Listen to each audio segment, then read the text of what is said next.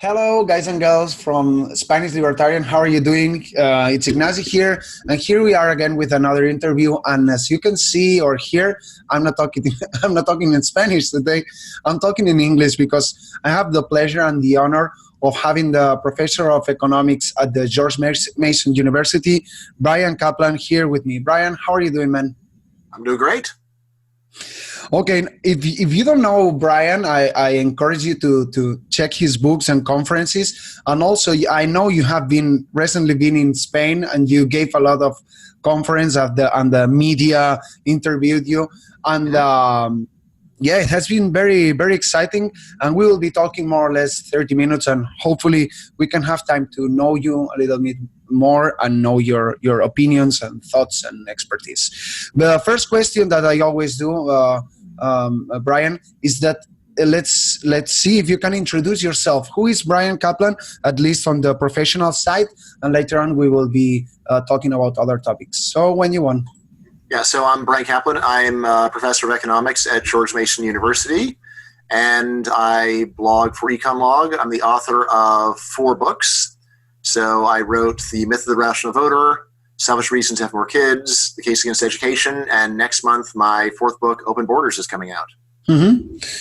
Let's start by the beginning, as I usually say. When did you realize that you wanted to be a writer or a professor? Is it something that you had inside and you wanted to take it out? Or talk a little bit about this process.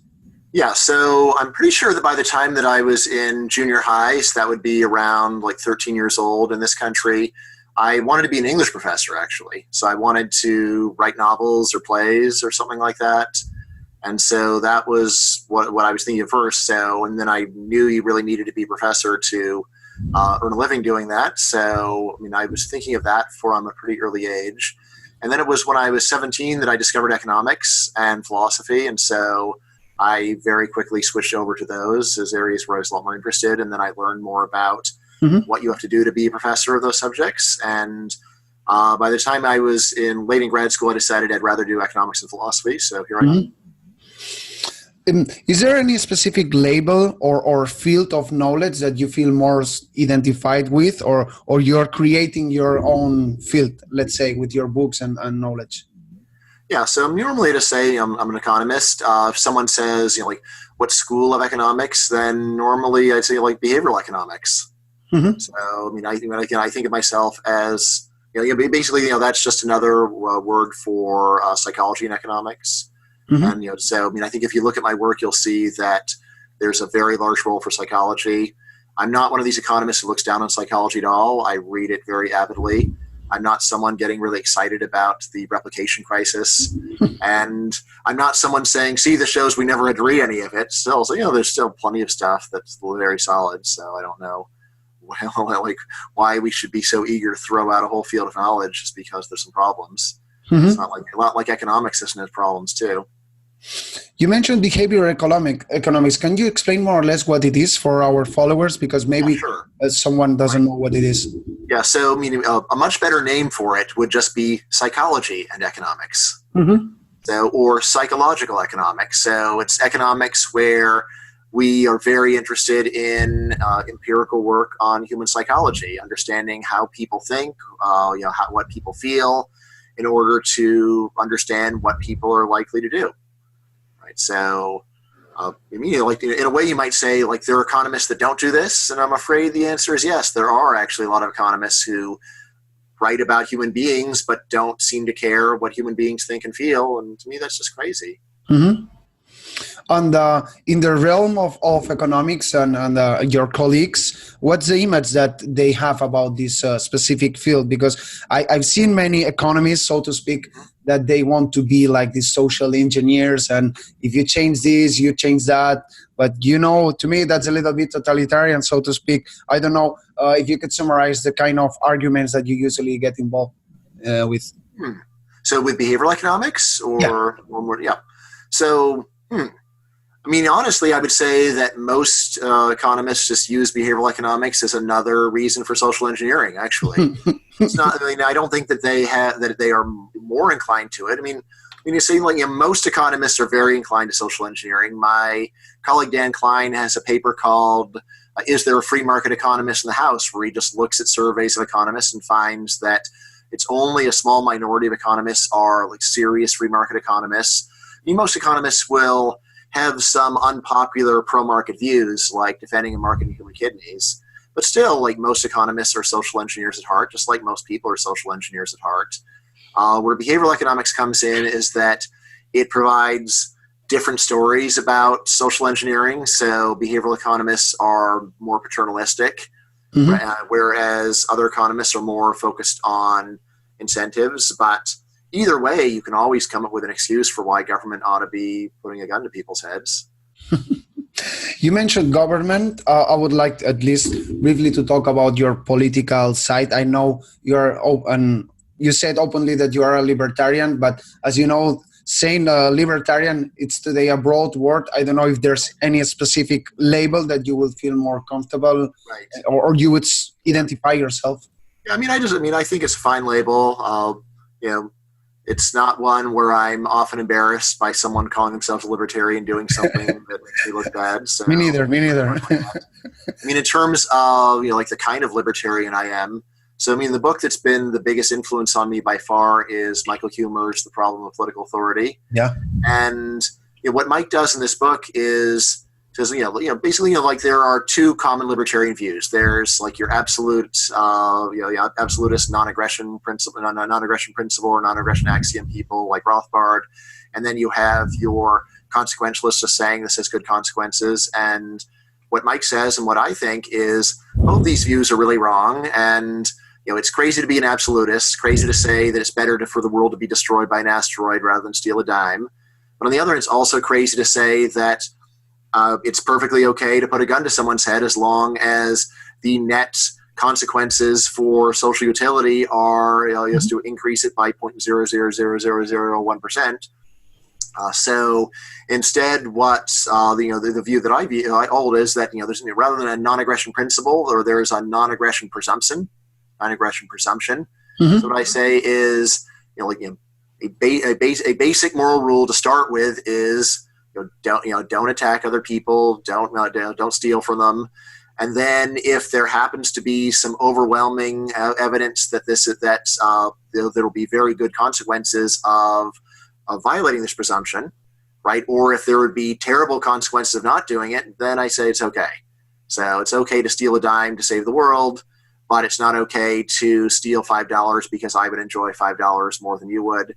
And again, so a lot of the like the possibility of this. So there's a famous thought experiment in philosophy where you're a doctor, you have 5 patients. Each patient needs a different organ transplant to survive, and then a perfectly healthy man with no friends or family walks by. And the question is, should you murder him to go and save these 5 people?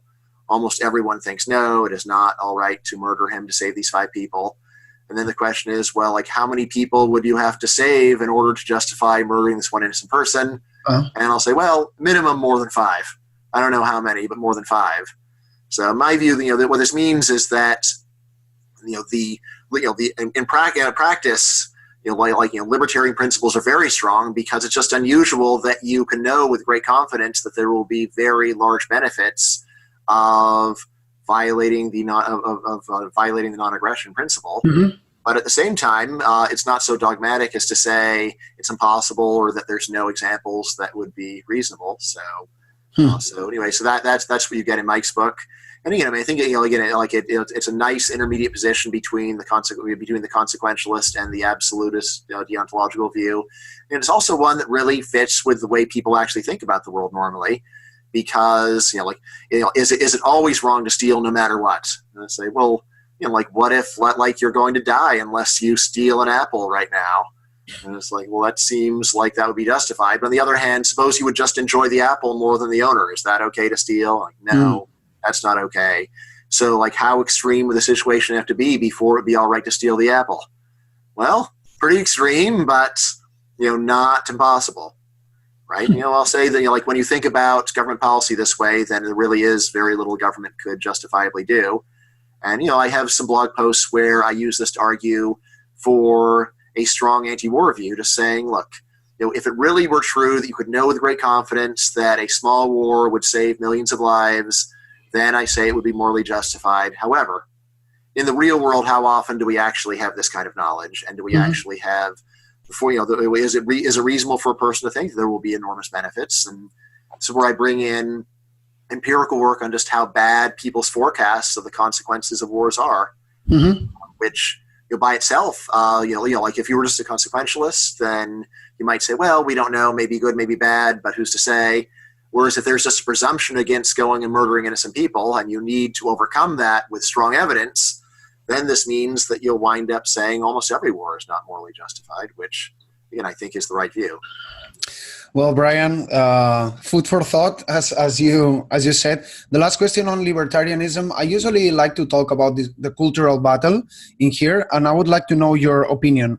I know you are involved with the academia and so on, and some of the libertarians, at least the ones that I know, we usually talk about Mises or Hayek or this Milton Friedman, etc. But I would like to know your opinion about how the question would be, how popular do you think that libertarianism is these days, apart from the academia? I mean, do you think that these ideas are taking root in the people's minds, so to speak, or I don't know, do you feel optimistic or pessimistic about it? Yeah, quite pessimistic. I don't think they're taking root. I think they're in decline. Oh, fuck. I think they peaked in the mid 90s, and then the terrorist attacks in 2011 were a very serious blow, and the Great Recession was another serious blow, and now the resurgence of socialism and populism and nationalism, these are further serious blows. I think that's just the honest answer, is that libertarianism peaked in the mid 90s. At the time, of course, it didn't seem that good to me. At the time, it still seemed like a very unpopular idea, but still, that was the time when libertarian ideas were, had the most popularity, the highest elite status, where academics were taking the ideas like this much more seriously. I mean, just the level of communism has failed, free markets are the way to go. This was a very vocal group of economists, including modern economists, would sign on to this in the 90s. And now I just see that that's become a very unpopular view again, unfortunately.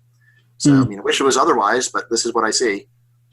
So just to close this topic, what should we do? I mean, we should be more self-critical, or is there anything related with the strategy or the approach that we should change? Yeah, well, two things. First of all, you just have to accept the fact that these ideas have very little emotional appeal for normal humans, and you have to accept that fact, and then you could either say I give up, or you could just say I'm going to be as stubborn as a pit bull, right? I'm going to keep pounding these ideas over and over and over as long as I draw breath, and that is my attitude.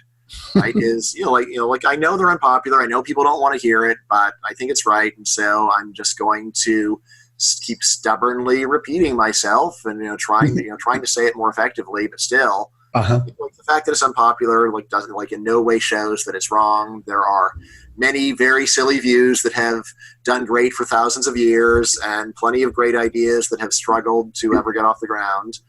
In terms of what we can do better, so I don't think being more self-critical is particularly helpful. I think what's very helpful is being friendly.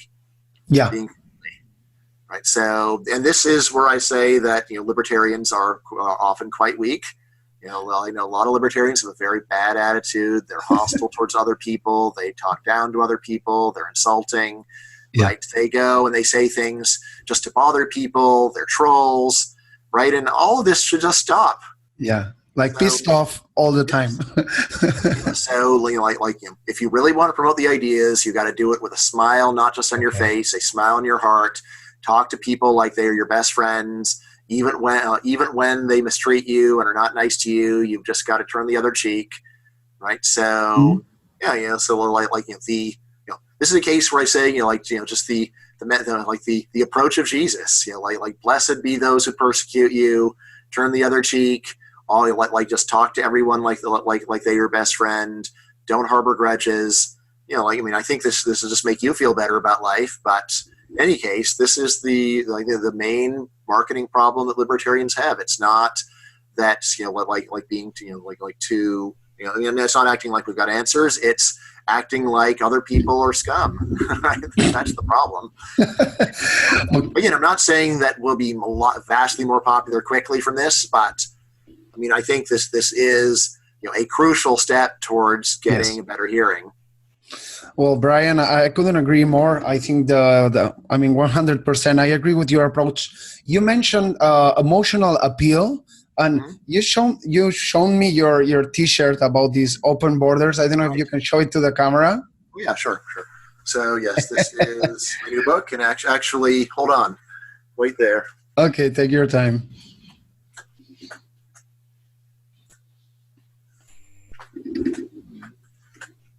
All right, so here's the new book. Here's the shirt.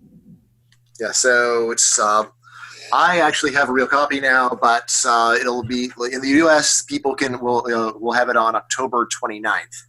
I've been pushing my publisher to get the Spanish translation going, but we'll see. So my question in this case related with what you said about the emotional appeal or changing the approach or the strategy.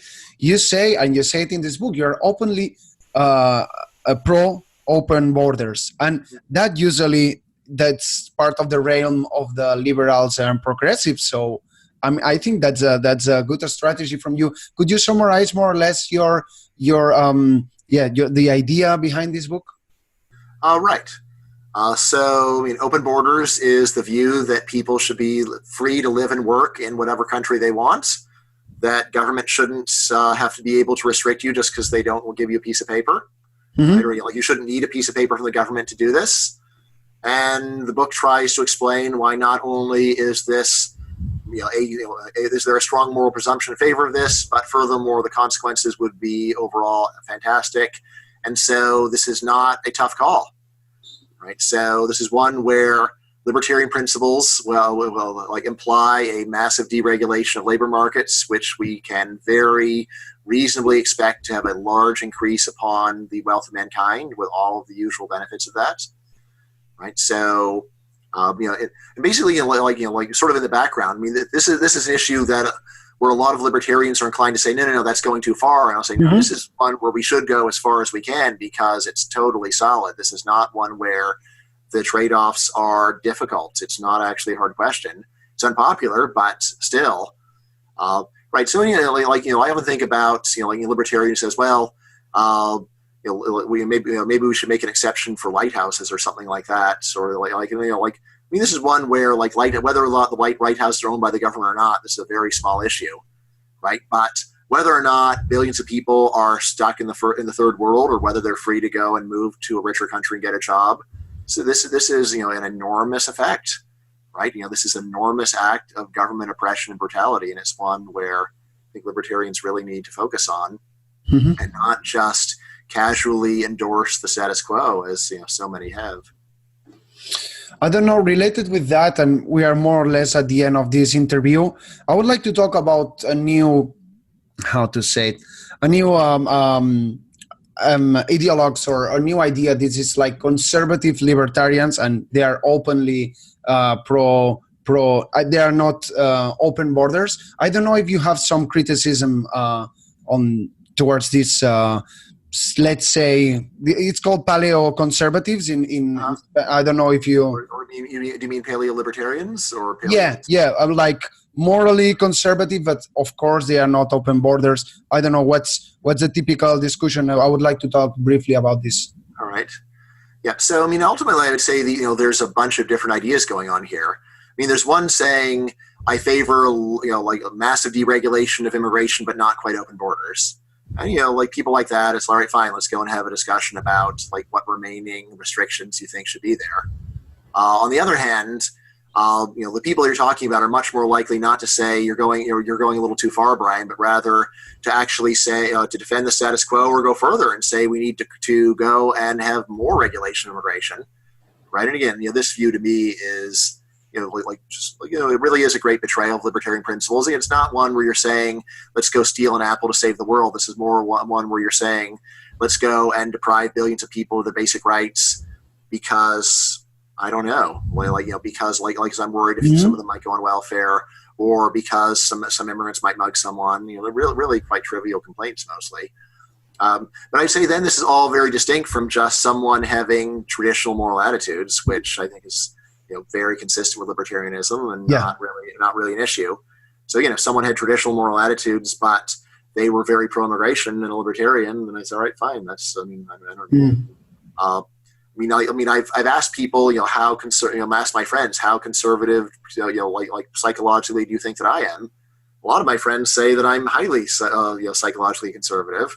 A lot of it just depends upon what aspect of my life you're focusing on. So I'm a dad with 4 kids. Do I want my kids using heroin? No, I don't.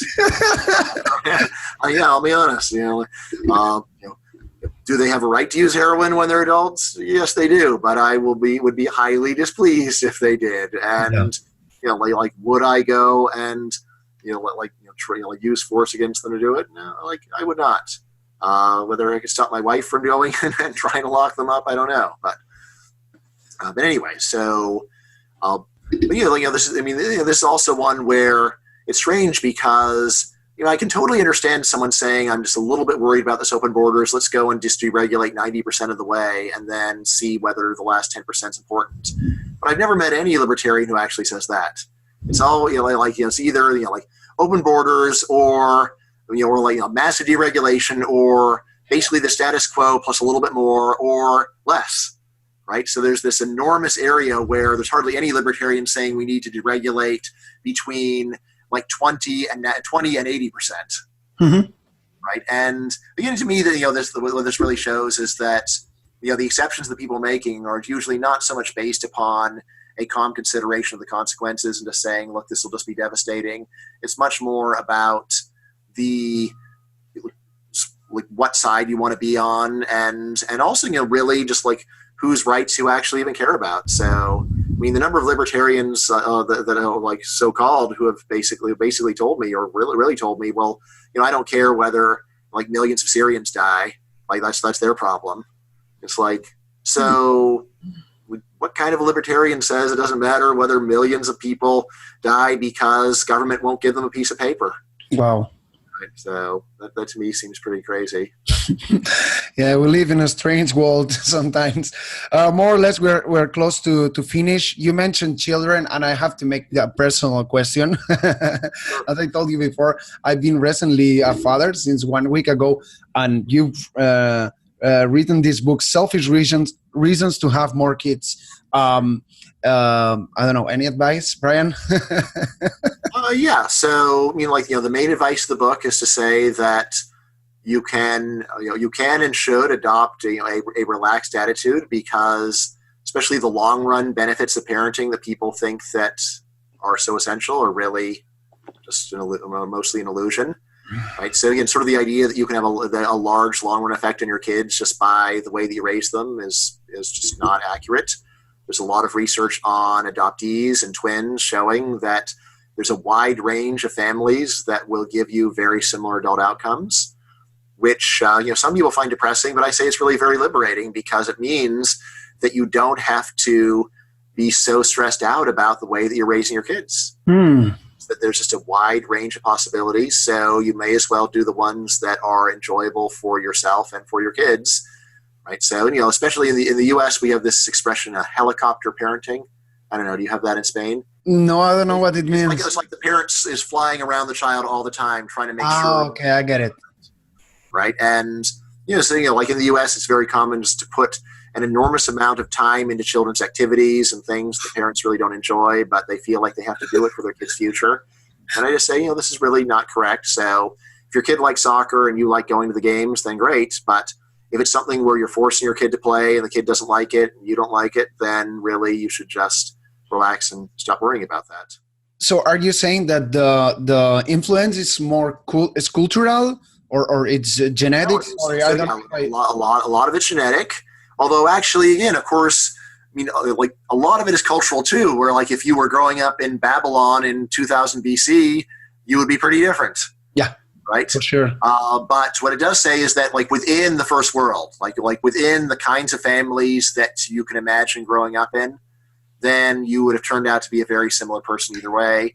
In Open Borders, I actually talk about international adoption. So, and international adoption does seem like it is extreme enough that it leads to large changes in adult outcomes. So, moving a kid from a third world orphanage to Sweden, dramatically increases his intelligence and, of course, knowledge of the modern world and lifetime income and many other things, and health and probability that you survive childhood, right? So that, and a change that extreme has large effects. But just growing up with your family versus a neighbor's family, or even growing up in a poor area in your country, doesn't seem like that would actually do very much effect on average on how you turn out. Okay, well, Bryan, I will buy your book because I'm willing to learn more. There's only 2 more questions. Yeah. And by the way, just for liberty, when people ask me what can libertarians do, I say, well, in the long run, we need to have more kids. We need to outbreed them. Right. So, like there is very good evidence that political views have a strong genetic component. Oh. So, I mean, of course, you can just donate to sperm banks too. That'll work too. Right, since it is genetic, yes, there is libertarian sperm, libertarian eggs. Yes, like doesn't always work, of course, but on average, this is true. So, yeah, I mean, I would, say the best way to contribute to a libertarian future is just to have a large number of kids, one way or another. This sounds like the Amish strategy, so to speak. Amish, yeah, no, like, they're on track. Good point. Okay, let's talk briefly about Spain, if you don't mind. I know you've been visiting here. I don't know. Let's just have some thoughts. What were your impressions on, I don't know, people or food or, of course, political views, etc.? Yeah, I mean, I was, of course, I was really interested in going, but yeah, I mean, I was just very impressed with, impressed with Spain compared to what my reading had made me expect. I mean, I was just amazed by how many immigrants were there and working. So, I mean, I was just, normally when a country has a high unemployment rate, then immigrants don't want to come because even if wages are good, they can't get a job. But in Spain, like the number, especially in Madrid, of course, the number of immigrants was so enormous. And there I found out, well, probably Spanish unemployment is a bit misleading because there actually is an incentive to claim you're looking for a job when you're not. Or there's also an incentive to work in the black market and collect unemployment. Yeah. So I heard many people say that that's common. So, so realizing Spanish unemployment, it's bad and the labor market regulation is bad, but it's nothing like what the official rate of 20% plus would make you think where there's there. And, I say in Spain, just seeing all the people that are making a better life for themselves in Spain was, and it was great. And also, when I was there, I was Spain is better than I expected in so many ways. But especially what I realized is your potential is incredible, because out of all the countries in the world, Spain is the only one where there is an enormous pool of potential immigrants who already speak fluent Spanish, already fluently speak your language. Yes, right? Because so basically, like for English-speaking countries, there's a lot of people want to come, but at least for them, English will basically the people who are already speak English as natives, they just don't want to immigrate that much because their home countries are already pretty good. Mm-hmm. And of course, there's a lot of people who've learned English who like to come, and that's great. But Spain actually has something like 1 billion native speakers that plausibly might want to move to Spain and are ready to immediately join the culture. So, I mean, in terms of any issues of cultural assimilation, Spain just has a smaller problem than any other country. I don't think this is a serious problem, but what I say is in Spain, immigrants can really hit the ground running, as we say. The day they show up, they are ready to participate in Spanish society fully. Mm-hmm.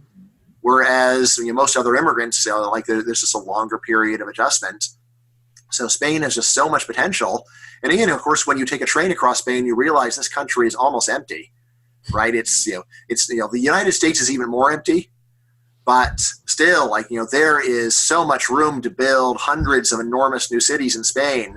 There is no reason why Spain in 50 years should not have a population of 200 million people, right? It would be very easy to do. Mm-hmm. And, again, there's no reason why Spain should not be, the biggest economy in the European Union, why it should not be, one of the biggest economies in the world very quickly, right? You have everything, you have what you need. You just need to let in the people that are ready to build the new and amazing Spain. And I was also talking to Spanish economists about your housing regulation. So, of course, it doesn't really work to let in a lot of new people if there's no place for them to live. So, so you've got to deregulate your housing so you can build, so you can build new homes, build new businesses. Mm-hmm. As to how hard it is to do this in between Madrid and Barcelona, out in the middle of nowhere, I don't know. But that's a very important deregulation to push for as well. Mm-hmm. Well, Bryan, hopefully politicians hear you. Okay. Of course, if you do 5% of what I'm saying, that would be great. Exactly. I just gave you a little speech. So, Spain has more potential for growth than really any other country I know of, because really, you already have this incredible, a nice modern economy, but then you've got a giant pool of people that are ready to immediately be integrated into this economy. And again, of course, when you're there, you realize, look, it's just a lot easier to put new people into a functioning economy than to fix a dysfunctioning economy. I met lots of Venezuelans when I was in Spain. How do you fix Venezuela? Right? It's really hard. Just getting back to where they were 25 years ago will be very tough, even if you can get the government to change. Yeah. Right? But you could go and take the population of Venezuela, move it to Spain. In 5 years, they will be doing great. And then let Maduro rule over an empty jungle. Well, I absolutely agree. I know a lot of people from Latin America, and they work their ass off. They really work hard because they have the incentives, as you were saying. Yeah. Well, Bryan, last question. I always end up the interviews the same way, and it's the question in this case: if you can tell us some advice to some person, maybe someone who's actually watching this interview that might have a profile similar than yours, like, I don't know, someone who wants to be a writer or economics professor or whatever.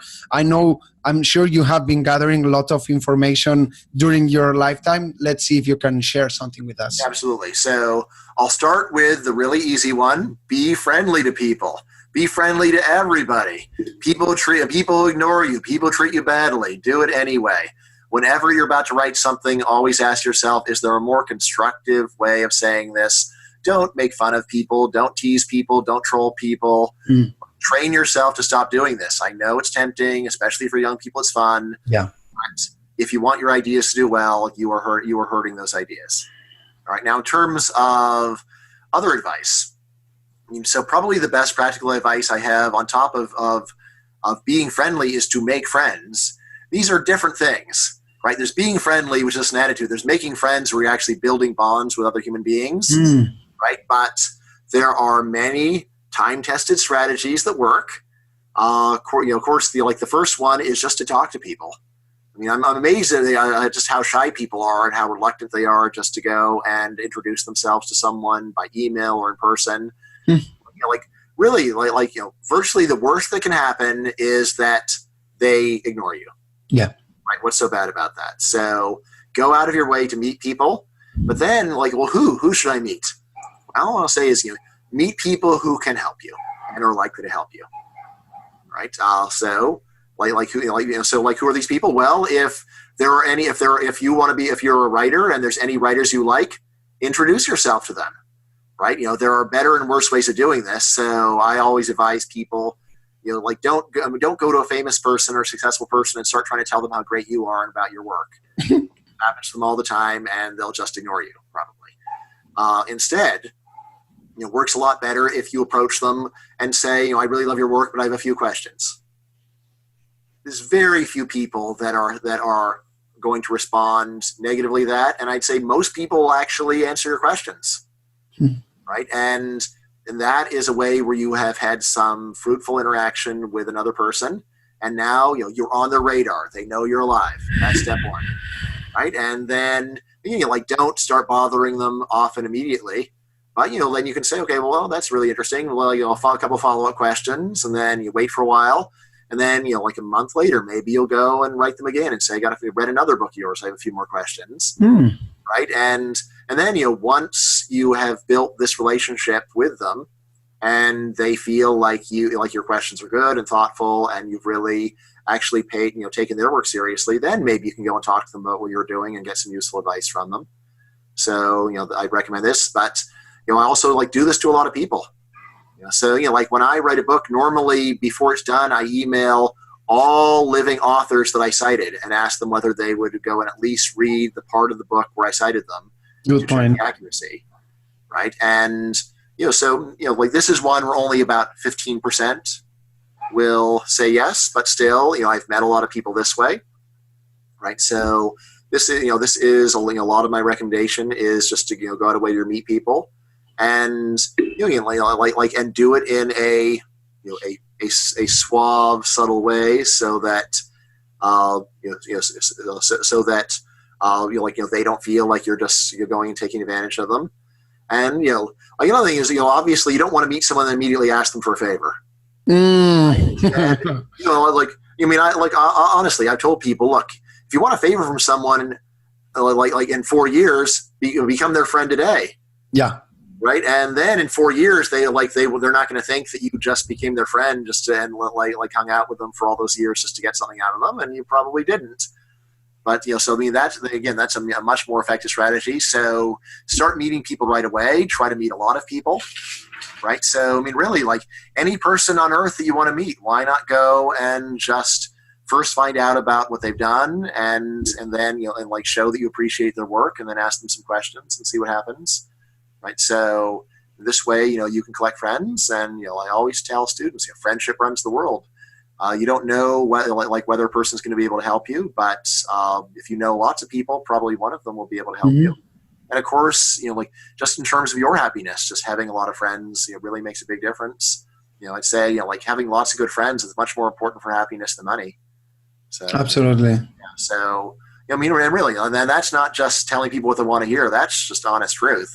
And I know a lot of rich, miserable people, right? And I know plenty of people who would be classified as poor, and yet they have fine lives because they're not starving or anything, but they've got enough to get by, and they have a lot of friends, so they're happy. Well, I couldn't agree more. Actually, it's like it was me who's talking, and let me tell you that this interview is an example as what you said. I just sent you an email, and you kindly accepted, and here we are. Totally. Well, Bryan, thanks for your time. We've been more of 30 minutes, and I'm very glad. I'm very thankful. And before I close and I say goodbye to my audience, I don't know if you want to add something. Let's see. What? Well, I guess I'll just say, so my book, Open Borders, is coming out. So this is my first nonfiction graphic novel. So it's more fun than any of my other books. And almost everyone who looks at it says it looks great. Actually, so since you're in Spain, I bet you read Tintin when you were a kid. Did you read Tintin? Tintin. Ah, yeah, I'm a big fan. Yes. So most people in Europe are. So if you look closely at the book, these are Tintin colors. Really? These are the colors of Erja. So, wow. Because when I was, working on the book, the artist is Zach Wienersmith. We had a separate colorist. And, the colorist is doing a really good job, but I just didn't love the colors. And he said, well, why don't you go to the books, to your other books, and tell us what colors you do like? And I went through them, and I said, Tintin. I want this book to look like Tintin. Really?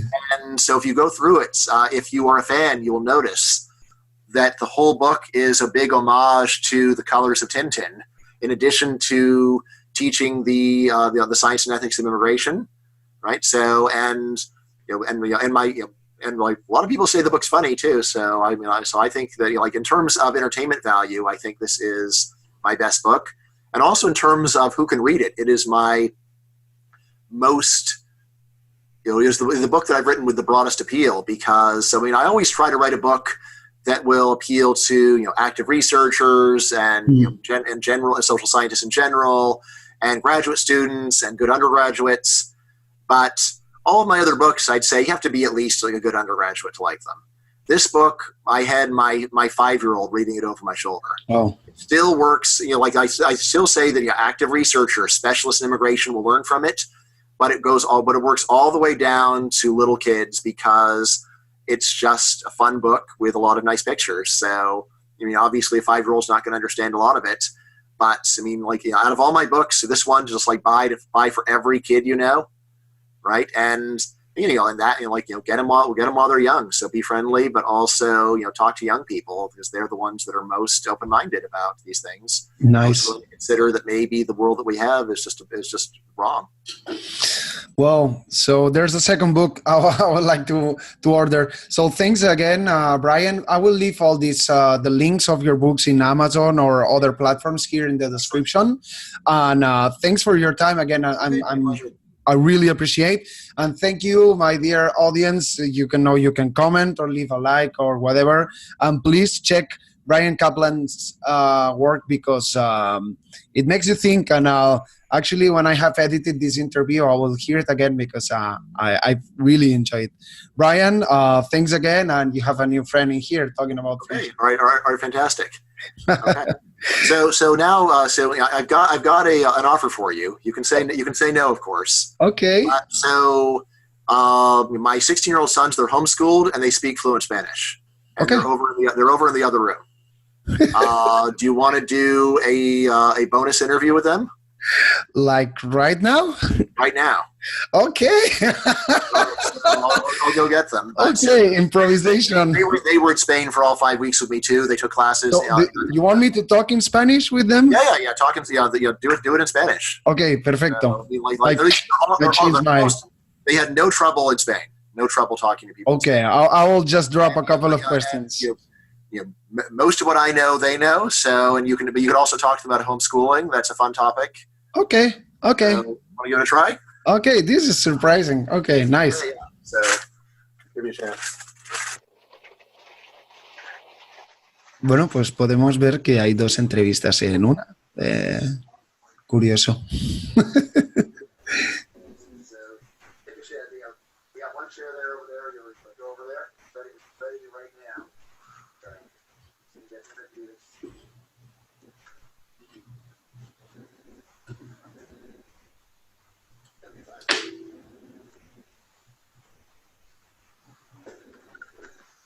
Hola.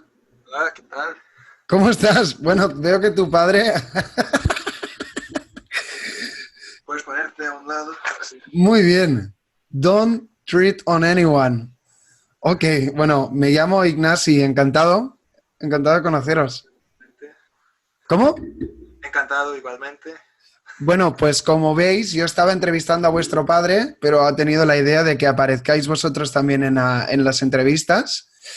Así que, bueno, me ha dicho que podríamos hablar un poco de homeschooling. ¿Queréis hablar un poco, ni que sea, de vuestra experiencia personal? ¿Cómo es el tema de ser un hijo de Bryan Caplan? ¿Cómo lo lleváis? A ver, pues ser hijo de Bryan Caplan bastante chistoso, la verdad. A ver, pues empecemos por el español. Así que empezamos a estudiar español hace 2 años. Vale. Y nuestro padre siempre tuvo la idea en su mente de usar la inmersión, ¿no? O sea que siempre tienes que estar practicando el idioma y eso significa que nosotros, por ejemplo, siempre nos hablamos en español, ¿no? ¡Wow! Sí, exacto. Nos hablamos en español, tenemos que mirar programas, series en español, o al menos con subtítulos en español, cosas así. Mientras que en la escuela secundaria, el bachillerato, no sé cómo se dice high school en España. Bachillerato. Bachillerato, bueno, en el bachillerato estadounidense pues no se usa la inmersión tanto, simplemente como no tienen la intención de enseñar el idioma, tenían la idea, nosotros vamos a enseñaros el idioma y vosotros vais a fingir que habéis aprendido algo. ¿No? Entiendo. Es una tontería. Así que nuestro padre nunca quiso eso para nuestra educación. Quería hacer que de veras aprendiéramos el idioma. Así que, bueno, ¿Y qué? una diferencia, pero... No sé si tu hermano quiere añadir algo. Pues para experiencia personal diría que en total ha sido fantástico y a mí me ha gustado muchísimo ser parte de esto. O sea que pues, hemos aprendido tanto y es para mí mucho mejor pues, que una escuela pública, digamos. Entonces, a ver si lo entiendo yo. ¿Vosotros habéis aprendido español por vuestra cuenta o en una escuela alternativa? Pues por nuestra cuenta, pues más o menos, así que lo hacemos en nuestra casa, más o menos en esta oficina, mejor dicho. Qué bueno. Pero también, pues es verdad también que porque nuestro padre es profesor, nos concedió acceso a la universidad, así que tomamos algunas clases ahí, ¿no? Ah. Así que, bueno, eso nos ayudó, pero diría que en total el esfuerzo ha sido más o menos, sí, ha sido más personal. O sea que nosotros hacemos más o menos la mayoría de la práctica y la clase, es algo que hemos añadido, pero en total es más o menos por nuestra cuenta, como has dicho. Oye, ¿y qué tan útil es conocer este idioma viviendo en Estados Unidos? ¿Creéis que, porque a veces parece que la comunidad latina está como callada, pero cada vez está formando un papel más importante incluso en la política o en la cultura? ¿Creéis que al final son lenguas que van a coexistir en Estados Unidos? Pues la verdad es que pues en el corto plazo creo que sí será más importante, pero en el largo plazo no lo será, ya que los latinos en los Estados Unidos por lo menos suelen dejar de hablar el idioma después de la tercera generación. Claro. Así que en el largo plazo creo que no. Pero sí estoy de acuerdo, es que la etnia bueno, en los Estados Unidos está creciendo cada vez más.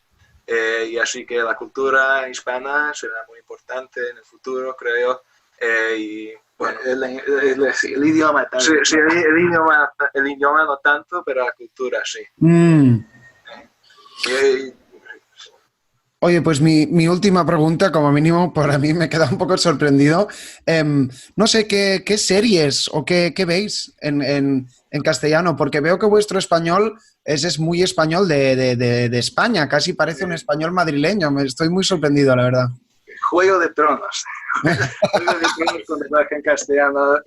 Miramos las primeras, 6 temporadas, Wow. sí, en castellano. Pero sí, las últimas 2 temporadas no nos gustan, así que dejamos de mirar después de eso, pero también miramos series con subtítulos en español, ¿no? Porque solemos mirar programas con nuestros padres y ellos no pueden entender español claramente, pero suele ser el caso que el programa tiene disponible subtítulos. Así que ponemos los subtítulos y cuando estamos a solas, ¿no? Entonces podemos mirar programas con doblaje en español. Wow. Castellano, como se dice. ¿No? A castellano, ciertamente. Bueno, chicos, pues muchas gracias por todo. Antes ya me he despedido de vuestro padre, ahora me despido de vosotros. No sé si queréis añadir alguna cosa. Bueno, pues es que bueno, me gustó mucho esta entrevista y muchísimas gracias. Eso pues, es algo muy nuevo para mí. Es la primera entrevista que hago. O sea, sí. Sí, nuestro padre tiene el sueño de bueno, ponernos en la radio guatemalteca. Así que esto puede ser ¿sí? para nosotros. Muy bien, muy bien. Tenéis que hacer un extracto de este vídeo y lo ponéis en LinkedIn. Ok. Bueno, pues muchas gracias. No me sé vuestros nombres, lo siento. Los hijos de... Ok, bueno, pues muchas gracias por todo. También gracias a vuestro padre. Y mira, ha sido una entrevista diferente. Ha empezado en inglés y ha terminado en castellano. Pero bueno, estas cosas que salen espontáneamente. Pues nada, pues me despido de vuestro padre y también de vosotros y me despido de la audiencia. Espero que haya disfrutado esta entrevista triple que ha salido hoy aquí. Nada, nos vemos muy pronto. Un saludo, chicos. Hasta luego. Hasta luego. Chao. Gracias.